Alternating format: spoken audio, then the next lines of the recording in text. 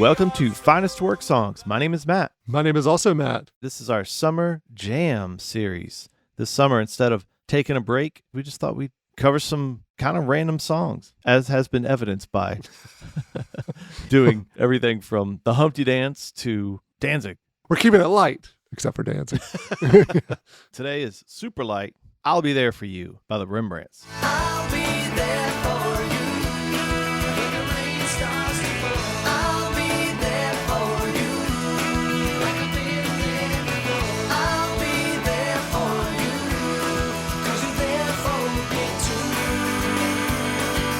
You're still in bed at 10. I had a Rembrandts album in 1990. I had not listened to them, but I had heard of them before the sort of Friends phenomenon happened. They had somewhat of a hit song with this. Baby, that's just the way it is, baby. Oh, baby, that's just the way it is, baby. I forgot that was them. Yeah. There's some decent songs on that. So they had a few albums, but once they recorded the Friends theme song, that's all over. That's what you're known for, guys. Yeah, That's exactly. it. I think they were kind of bummed about that. Were they asked to write the theme song, or was this a song that they had that then was picked up to be the theme song? So they didn't write it, which is even more of a kick in the pants. Ouch. You kind of become known as the band who does the theme song to Friends, Yes. and you don't get the publishing. It was written by the showrunners, David Crane and Marta Kaufman, and two other people. But that's wild that producers of the show would write the theme song. Was this the Monkees? So initially they wanted Shiny Happy People by REM. Shiny happy people holding. Shiny happy people holding. Shiny happy people laughing. It would have been terrible. It would have been awful. Not a great REM song. Nah. So Warner Brothers Television, it said they selected the only available band on Warner Brothers Records, the Rembrandts.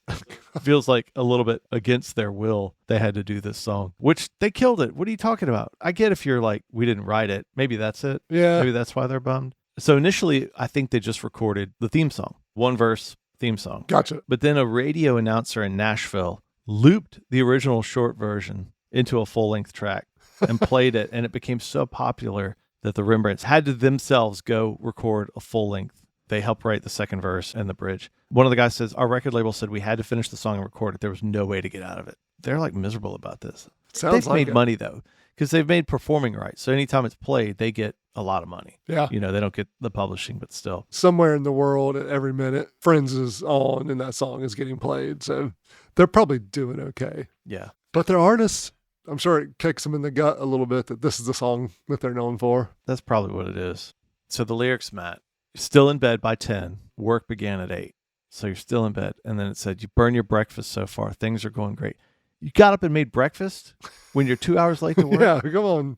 This is the slacker anthem. That's totally what it is. Well, and then look at the show. I mean, they were never working Never worked. except for Chandler. They're just drinking coffee all the time, Yeah. hanging out, just talking about life. It's funny too. Occasionally you'd see like Jennifer Aniston wearing like an MC5 t-shirt. Really? Looking back, it sort of get this feeling like in some weird subconscious way, it was kind of this like, oh, we're capturing the zeitgeist of a generation of they don't want to work and want to just drink coffee and hang out and stuff. I guess that song kind of captures that. I guess. All right. Paste Magazine put this as number 44 on the best TV theme songs of all time. 44. That seems woefully You low. think? Well, let's look at the top 10. Okay. Mary Tyler Moore Show theme.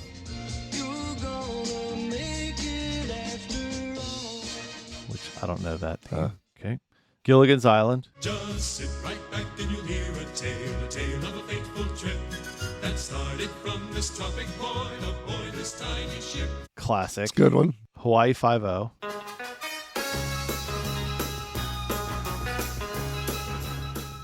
I'm going to say classic for every one of these, but that's so classic. Yeah. The Unbreakable Kimmy Schmidt. Unbreakable, they alive, damn it.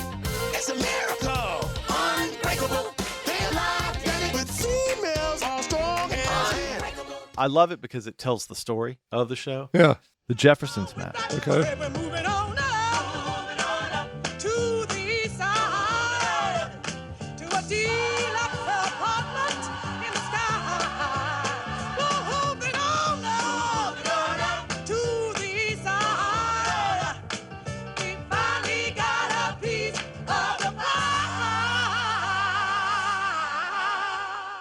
All in the Family? Those were the days.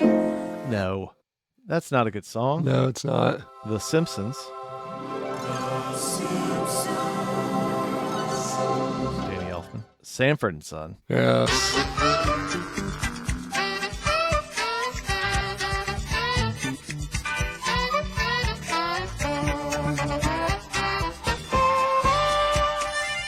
It's by Quincy Jones. Oh, wow. Did you know that? I did not know that. Huh. MASH.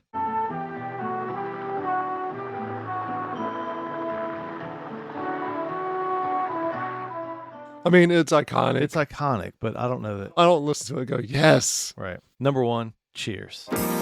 Sometimes you wanna go where everybody knows your name, and they're always glad you came. You wanna be where you can see our troubles are all the same.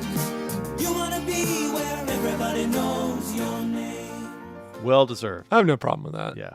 I'll Be There For You seems really low. With the exception of Kimmy Schmidt, there seems to be a correlation between how big of a hit show it was Yeah. as well. Matt, one of the songwriters, the person who was the actual songwriter, not just the producer of the show Yeah. or whatever, also wrote September by Earth, Wind, and Fire.